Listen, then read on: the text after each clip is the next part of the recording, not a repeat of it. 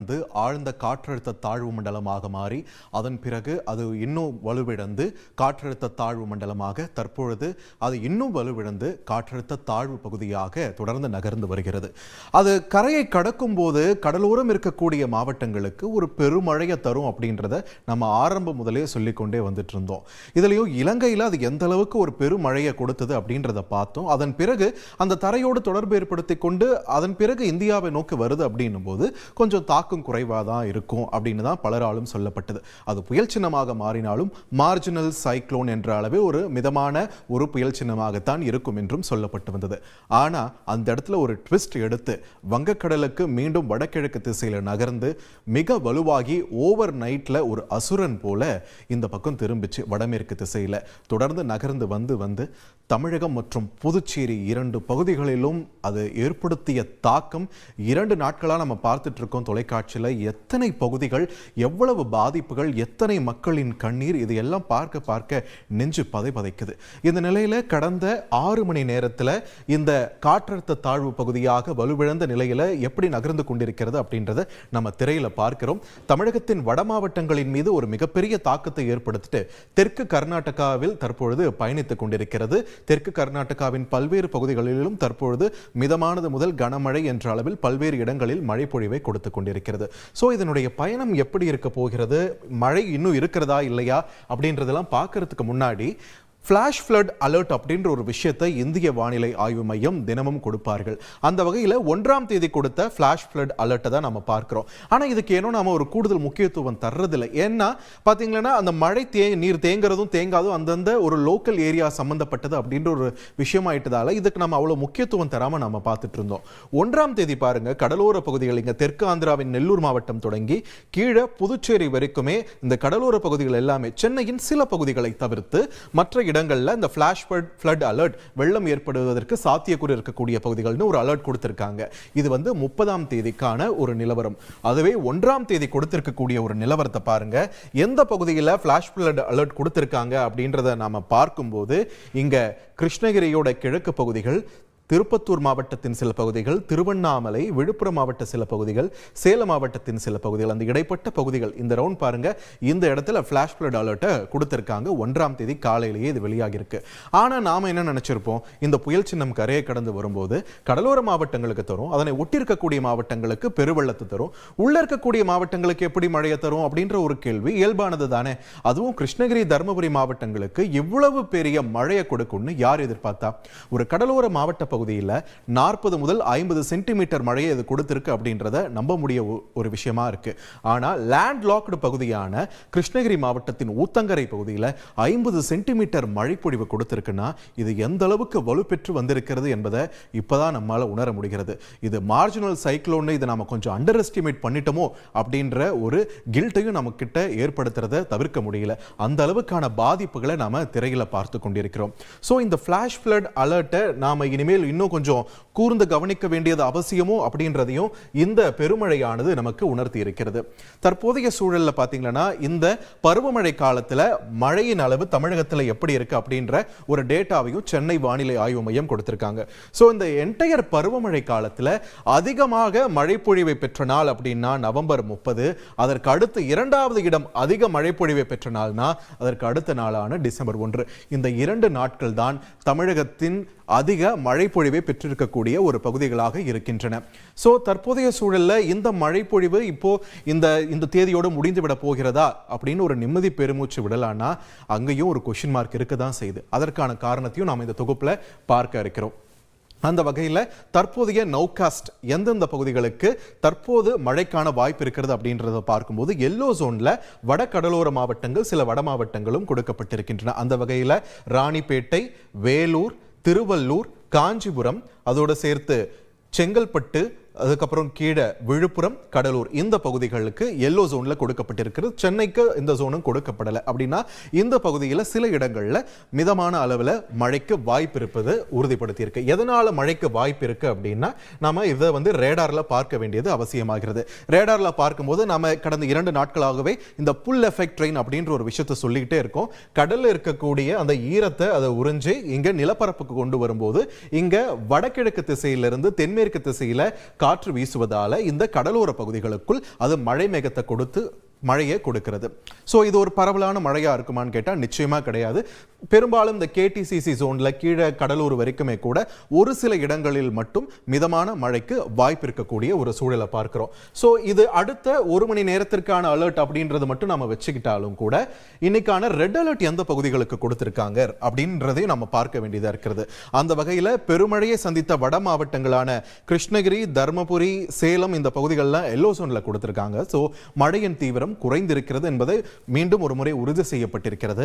அதே நேரத்தில் பாருங்க, கொங்கு மண்டலத்தில் மழையின் தீவிரம் அதிகரிக்க வாய்ப்பு இருக்கக்கூடிய ஒரு சூழல் நம்ம பார்த்துட்டு இருக்கோம். நீலகிரி மாவட்டத்தில் நீங்க செய்திகளை நீங்க தொடர்ந்து பார்த்திருப்பீங்க எந்த அளவுக்கு மழை பொழிவு அதிகரித்திருக்கிறது என்பதை. ஸோ நீலகிரி மற்றும் கோயம்புத்தூர் மலைப்பகுதிகள், இந்த பகுதிகளுக்கு இந்த மேற்கு தொடர்ச்சி மலைப்பகுதிகள் இருக்கு இல்லையா, அதுக்கெல்லாம் ஒரு அலர்ட்டை கொடுத்திருக்காங்க. சுற்றுலா பயணிகள் மிக ஜாக்கிரதையாக இருக்க வேண்டும் அப்படின்ற ஒரு அலர்ட்டையும் சேர்த்தே கொடுத்திருக்கிறது வானிலை ஆய்வு மையம். இந்த இரண்டு பகுதிகளும் ரெட் அலர்ட் கொடுத்திருக்கக்கூடிய நிலையில் அதனை ஒட்டியிருக்கக்கூடிய தேனி, திண்டுக்கல், திருப்பூர், ஈரோடு இந்த மாவட்டங்களுக்கு ஆரஞ்சு அலர்ட் ஆனது கொடுக்கப்பட்டிருக்கிறது.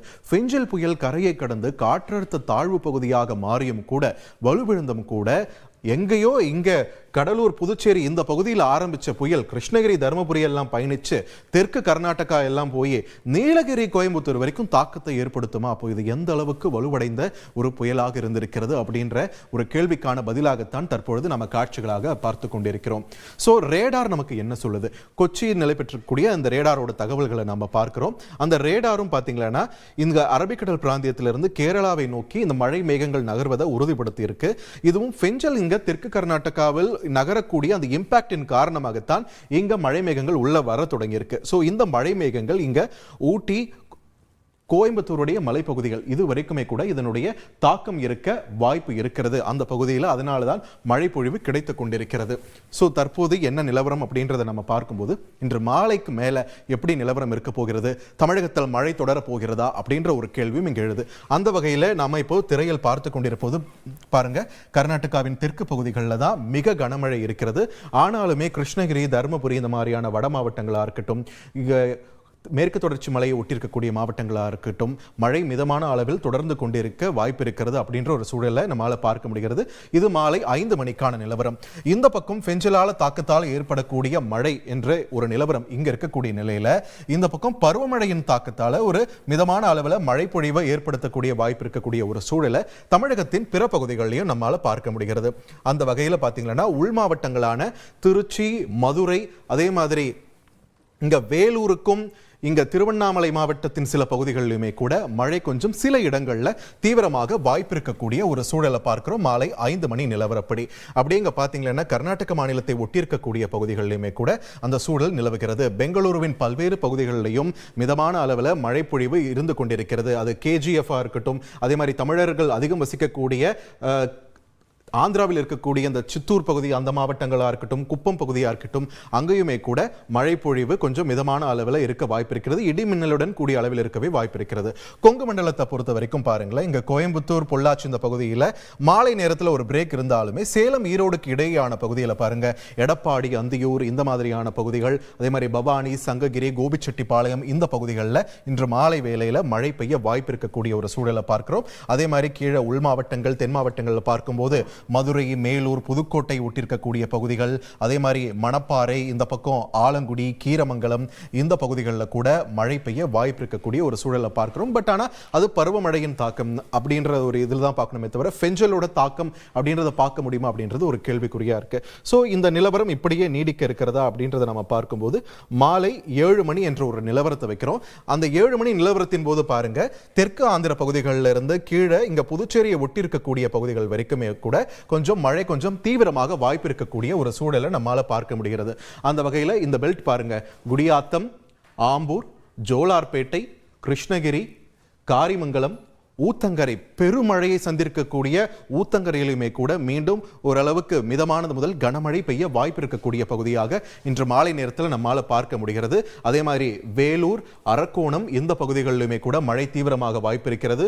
திருவண்ணாமலை, திருக்கோவிலூர், திண்டிவனம், வந்தவாசி இந்த பகுதிகளிலுமே கூட மிதமானது முதல் கனமழை சில இடங்களில் பெய்ய வாய்ப்பு இருக்கக்கூடிய ஒரு சூழலை பார்க்கிறோம். அதே நேரத்தில் இங்க ரெட் ஜோனா அப்படி காட்டிட்டு இருக்கக்கூடிய பகுதி என்னன்னு பார்த்தா ஆரணி, சேத்துப்பட்டு இந்த பகுதிகளில் வந்து ஆரணி, சேத்துப்பட்டு, அவலூர்பேட்டை, செஞ்சி இந்த இடைப்பட்ட இடத்துல மழை கொஞ்சம் தீவிரமாக வாய்ப்பு இருக்கக்கூடிய ஒரு சூழலையும் நம்மால் பார்க்க முடிகிறது.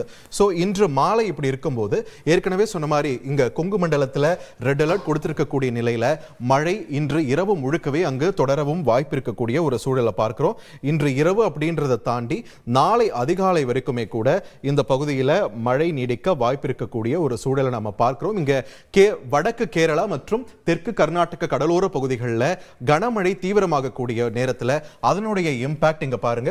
உதகமண்டலம், இந்த நீலகிரி பகுதி, கோயம்புத்தூர் பகுதி, காரமடை இந்த பகுதிகளிலுமே கூட அந்த மழை பொழிவின் தாக்கம் இங்க பொள்ளாச்சி வரைக்குமே கூட இருக்கக்கூடிய ஒரு சூழலை நம்மால பார்க்க முடிகிறது. ஸோ இந்த பெஞ்சலின் தாக்கம் அப்படின்னு மட்டும் எடுத்துக்கிட்டாலே கொங்கு மண்டலத்திற்கு மழையை கொடுக்கக்கூடிய ஒரு வாய்ப்பு இருக்கக்கூடிய சூழல் நம்ம பார்க்கிறோம். அதன் பிறகு இது அரபிக்கடல்ல சங்கமிச்சு பெஞ்சலுடைய பயணம் ஒரு முடிவுக்கு வர இருக்கிறது. நாளையோடு பெஞ்சலுக்கு ஒரு எண்ட் கார்டு போடலாம் அப்படின்ற ஒரு நம்பிக்கை இருக்கு. ஸோ இந்த நேரத்தில் மழை இதோட முடிஞ்சிருச்சா, டிசம்பர் பிறந்துருச்சு, டிசம்பர்னாலே நமக்கு ஒரு பயத்தை ஏற்படுத்துகிற ஒரு சூழலை நம்ம பார்த்துட்டோம். ஒரு 9 வருஷத்துக்கு முன்னாடி 2015 உங்க எல்லாருக்குமே ஞாபகம் இருக்கும். 2015 இந்த கேடிசிசி ஜோன் எந்த அளவுக்கு மழை வெள்ளம் தாக்கத்தை அனுபவிச்சிருக்கோம்னு நம்ம எல்லாருக்குமே ஞாபகம் இருக்கு. ஸோ இந்த வருஷம் அந்த தாக்கமானது இந்த கேடிசிசி ஜோனை தவிர்த்து கீழே புதுச்சேரி ஒட்டிருக்கக்கூடிய பகுதிகளில் பயணிச்சு உள் மாவட்டங்கள் எல்லாத்துக்குமே ஒரு பெருமழை பெருவெள்ளத்தை காட்டிட்டு போயிடுச்சு. ஏற்கனவே சொன்ன மாதிரி கிருஷ்ணகிரி, தருமபுரி எல்லாம் அவுட் ஆஃப் சிலபஸ்ல பாதிக்கப்பட்டிருக்கக்கூடிய பகுதிகள். அந்த பகுதியில் வளர்ந்தவங்களுக்கு தெரியும் எந்த அளவுக்கு அந்த பகுதியில் இந்த மாதிரி மழை வெள்ளத்தெல்லாம் பார்க்காத ஒரு பகுதியாக அது இருந்திருக்கிறது அப்படின்றது. அதையும் தாண்டி இந்த வருஷம் ஒரு பெருமழை பெருவெள்ளத்தை அந்த பகுதிகள் சந்தித்திருப்பது அவங்களுக்கே உண்ட ஒரு சர்ப்ரைஸான ஒரு நிகழ்வாக தான் நம்ம பார்க்க வேண்டியதாக இருக்கிறது. அது மட்டும் இல்லாமல் இதோட முடிஞ்சிருச்சா கேட்டா அதற்கான பதிலும் இங்க ஒரு கேள்விக்குறியை வைக்கிறாங்க. ஏன்னா டிசம்பர் 20-23 வரைக்குமே கூட புதுசா சிஸ்டம்ஸ் ஃபார்ம் ஆக வாய்ப்பு இருக்கிறது என்று தனியார் வானிலை ஆர்வலர்கள் தெரிவிக்கின்றனர். அந்த வகையில் நாம ஒரு 2 மாடலை நாம அடிக்கடி நம்ம பார்ப்போம். அந்த வகையில் ஐரோப்பிய மாடல் மற்றும் அமெரிக்கன் மாடல் நமக்கு என்ன சொல்கிறது அப்படின்றத பார்க்கும்போது இந்த வாரம் பார்த்தீங்கன்னா ஒரு பிரேக் கிடைக்குது. பருவமழையின் ஒரு மிதமான மழையை பல்வேறு பகுதிகள் அனுபவிக்க இருக்கின்றன. அதே நேரத்தில் பாருங்க இந்த வீக்கெண்ட்ல ஒரு சிஸ்டம் இங்க வங்காள விரிகுடா கடல்ல ஃபார்ம் ஆகிறதையும் நம்மால பார்க்க முடிகிறது. அது மெல்ல பயணித்து எங்கு வர இருக்கிறது அப்படின்ற ஒரு கேள்விக்கு அடுத்த வாரம் தான் அது இந்த நம்மளுடைய இந்திய மற்றும் இலங்கை கடற்கரையை நெருங்க வாய்ப்பு இருக்கக்கூடிய ஒரு சூழலையும் பார்க்கிறோம். அப்படி இருக்கும்போது ஐரோப்பிய சிஸ்டம் அது இலங்கையை நோக்கி கை காட்டுகிறது. அதே நேரத்தில் அமெரிக்க சிஸ்டம் வந்து அது தமிழகத்தை நோக்கி பயணிக்க வாய்ப்பு இருக்கிறது என்ற ஒரு சூழலையும் அந்த ஒரு பாசிபிலிட்டியும் நமக்கு காட்டுது. ஸோ இப்போதைக்கு பெஞ்சல் அதனுடைய பயணத்தை முடித்துக்கொண்டு அரபிக்கடலில் கலக்க இருக்கக்கூடிய நிலையில் இந்த ஒரு வாரம் வந்து ரிப்பேர் ஒர்க்ஸ், அதாவது இது ஏற்படுத்தி சென்ற பாதிப்புகளிலிருந்து நம்ம மக்களை மீட்டு கொண்டு வருவதற்கான பணிகள், நிவாரண பணிகள் இதெல்லாம் போயிட்டு இருக்கு. ஸோ அடுத்ததாக இன்னொரு சிஸ்டம் வருமா அப்படின்ற ஒரு கேள்விக்கு ஒரு திடமான பதில் நமக்கு வந்து இந்த வாரத்துடைய இறுதியில் தான் கிடைக்க இருக்கிறது. அது வரைக்கும் இந்த பெஞ்சல் ஏற்படுத்திய தாக்கம், அது கொடுத்து சென்றிருக்கக்கூடிய பெருமழை பெருவெள்ளம் இதெல்லாம் நமக்கு ஒரு படிப்பனையாக எடுத்துக்கிட்டு வரும் நாட்களில் நமக்கு இது மாதிரியாக வரக்கூடிய அலர்ட்ஸ், முதல்ல சொன்ன மாதிரி இந்த ஃபிளாஷ் ஃப்ளட் அலர்ட் எல்லாம் நம்ம சீரியஸாக எடுத்துக்கல. அந்த மாதிரியான அலர்ட் எல்லாம் வரும்போது கொஞ்சம் கூடுதல் ஜாக்கிரதையாகவும் கூடுதல் கவனிப்புடனும் இருக்க வேண்டியது அவசியம் என்ற ஒரு படிப்பினையை கொடுத்து சென்றிருக்கிறது இந்த பெஞ்சல் சூறாவளி புயல். மீண்டும் மற்றொரு தொகுப்பில் இணையலாம். அதுவரை தொடர்ந்து இணைந்திருங்கள் தந்தி தொலைக்காட்சியுடன்.